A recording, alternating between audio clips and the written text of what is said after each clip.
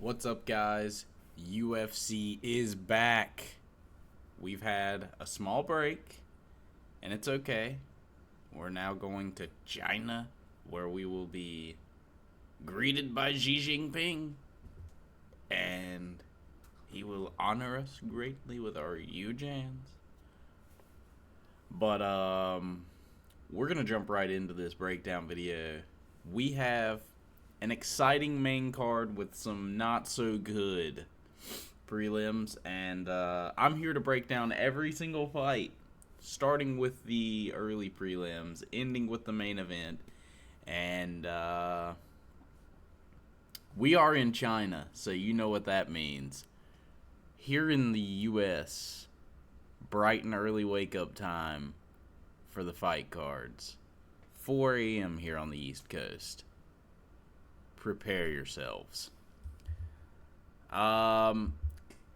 This video is sponsored by me. Not sponsored actually by anyone, but by me. If you would like to make some money, it's going to be lessened now from $100. But if you've won in the past, Pac-Man, this is pointed at you specifically.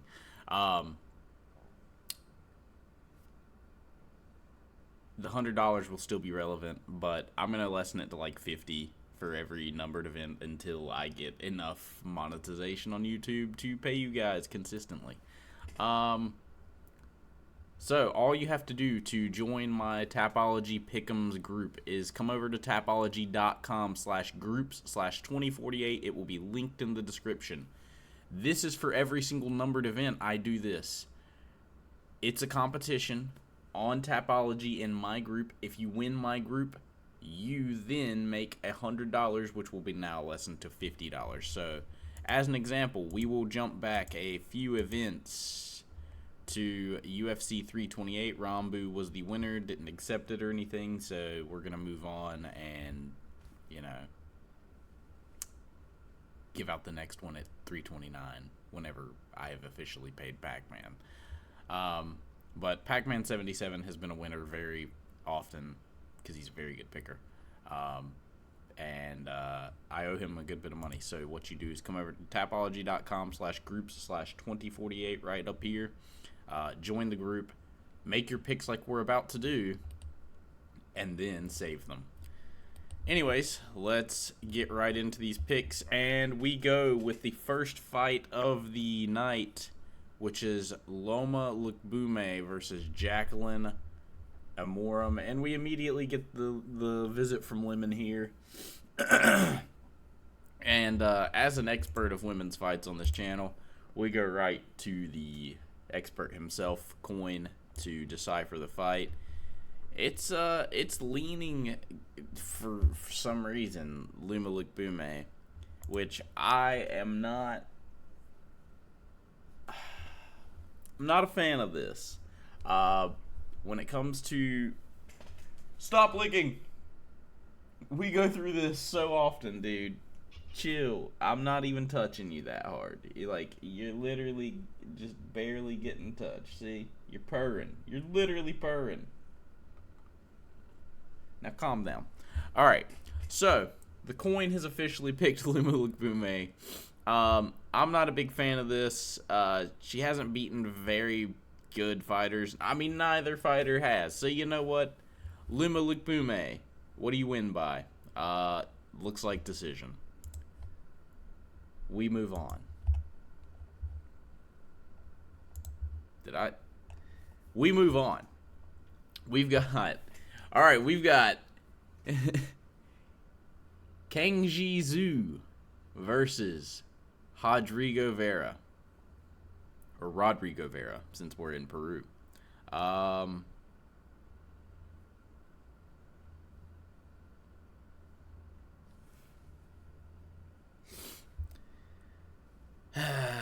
Alright, we have a fighter that has fought in LFA, didn't win belts or anything in LFA. Then we have a guy who was road to UFC. Oh boy. I'm gonna go with the Peruvian here, and he is a fighter that tends to go to decision, it looks like. So we're gonna pick the Peruvian Vera here by decision.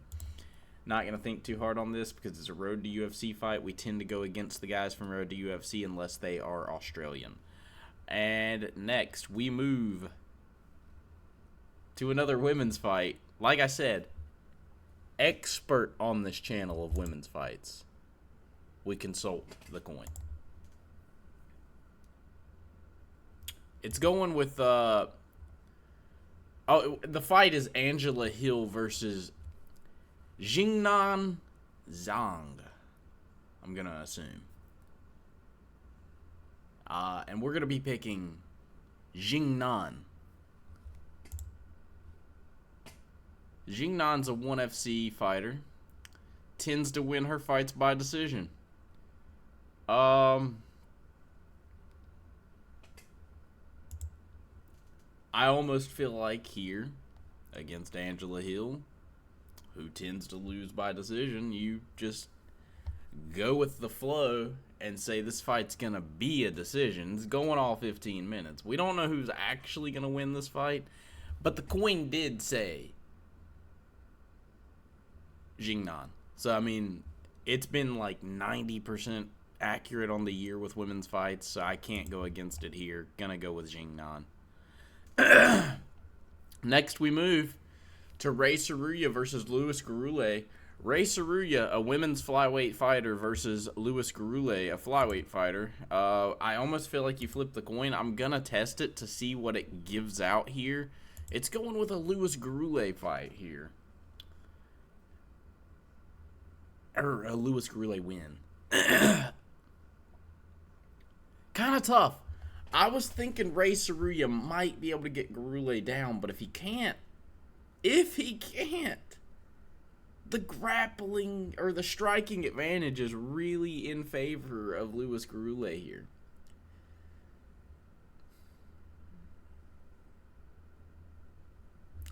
I'm going to side with the coin here.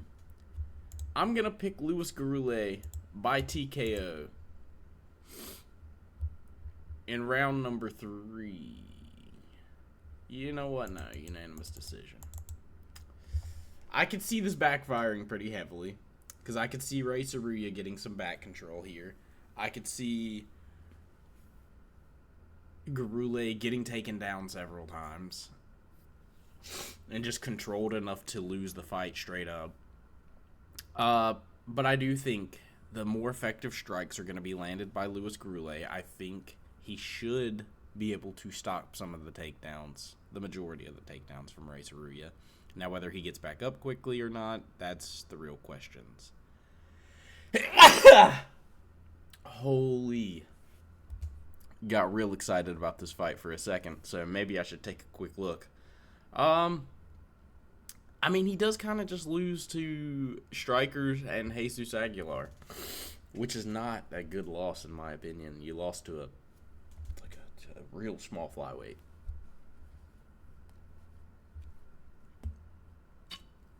Yummy. We're gonna pick Garule real tentatively. Next we move to Arichi Lang versus Cody Haddon. You know, here on the channel we are bigly against Chinese fighters. They're just not good. I'm sorry. They're terrible for the most part. Cody Haddon's a good fighter. There was potential I was going to pick him against Malcolm Wellmaker. So, with Arichi Lang being a guy who gets finished, I'm actually going to pick Cody Haddon to get a body here. He's going to catch a finish, I think. Arichi Lang's a finishable bantamweight. And, if Ayman Zahabi can do it, I think other fighters can do it as well. I'm going to pick Cody Haddon to win by TKO in round number 2. Let's move on. Oh, boy. We've got Ming Ting versus Jose Henrique. I don't care. I'm picking Ming Ting. This dude's got like 28 knockouts. He's got more knockouts than Henrique has fights. And sure, it's against absolute nobodies. But he's a pressure fighter. Henrique's one of those back foot fighters, kind of sit back, and he's very hittable. Ming's gonna ding him. I'm just saying. He's got this. Ming ding by dinging him. KO round number 1. Don't think about it. Next we move to Luis Felipe Diaz versus Yisak Lee.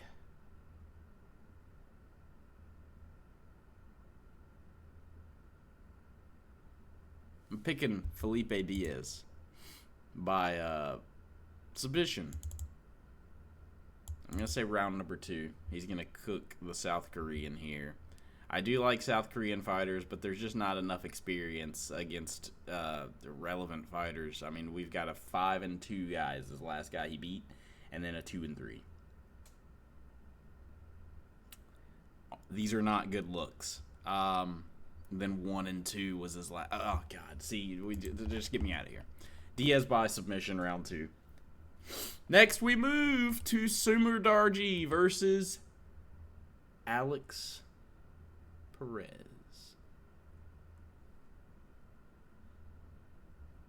Sumer Darji, every time he takes this step up in competition, he tends to lose. But here's the problem. Alex Perez is the most inconsistent flyweight in the world. He will beat guys that he shouldn't. And, I mean, that he should beat because he is a very skilled flyweight. You'll look at him throwing leg kicks, doing things right for the first round and a half of a fight, and then he just throws it away for some reason. Whether it's he gets hurt or he quits or just any variable factor happens in a fight, and then he's just like, no, I'm good. I'm not here to fight today. We're gonna get the Zen out today. Get that out of here. I think it's upsetting us a little too much. I'm gonna pick Alex Perez. Because I think he's a better fighter than Arichi Lang. By a lot. And it's almost to the point where I think he will win by finish, but he is a smaller flyweight in the senses of, like, against Arichi Lang. Like, Arichi Lang's a big flyweight. He's learned how to use the reach. It is looking better now, but he's learned to use the reach against these other crappier fighters. We'll see if he can use the reach in this one, and if ever I called him Arichi Lang, if Sumer Darji is just going to be kind of a must pick from now on at flyweight. If he can go and run through Perez, I will start picking him from now on. I'm gonna pick Perez, and I'm gonna pick Perez actually by TKO in round number 2. I think he's gonna end up finishing Sumer Darji. We'll see how this pans out. Maybe I need to pick decision. You know what? We're going to go with decision here. Switch it up. Next, we move to Jake Matthews. That was the first fight of the main card, by the way. Jake Matthews versus Carlston Harris. This was Jake Matthews versus Dracula, or Muslim Salikov. We love to call him Dracula here on this channel. He looks exactly like Drac from the Dracula Flow series, if you will, on YouTube. So we like to make that meme here about him, and hopefully it'll eventually kick off when we become a big channel. But we're going to move to Jake Matthews versus Carlston Harris, sadly. Carlston Harris, odd, just like weird kind of fighter. Never really a good fighter. Terrible stand-up. Has a decent grappling game. Like, it's okay, but I do think Jake Matthews ends up winning the decision, or maybe even booms Carlston Harris. But Jake Matthews tends to win these type of fights unless he makes the big mistake. I could see him getting tired, shooting in on a takedown, and getting caught in like a Darce Anaconda, guillotine, ninja choke, that kind of series, the front headlock series from Carlston Harris. But other than that, I really don't see Carlston Harris being much of an issue for Jake Matthews. I feel like this is a non-factor. I almost feel like it's a lock, except for the fact that Jake Matthews' fight IQ sometimes tends to plummet later in the fight. I'm going to take Jake Matthews by decision, though. Next, we move to Kaya Sakura versus Cameron Smotherman. A lot of people, like YouTubers I've seen, are picking Cameron Smotherman in this fight, or at least mentioning the fact that he has a good chance in winning in this fight. I don't think so. Kaya Sakura is a striker through and through, and Cameron Smotherman typically does not look for takedowns. Kaya Sakura tends to land pretty good strikes timing-wise and big strikes. Like, he landed a big flying knee on Pantoja. It landed with the thigh. Had it landed with the knee, we would be talking about Kaya Sakura as the champion right now, weirdly. And I'm glad it didn't end up happening, because I do not think Kaya Sakura would have been, like, a very good champion. I think the very first guy to have challenged him would have beaten him.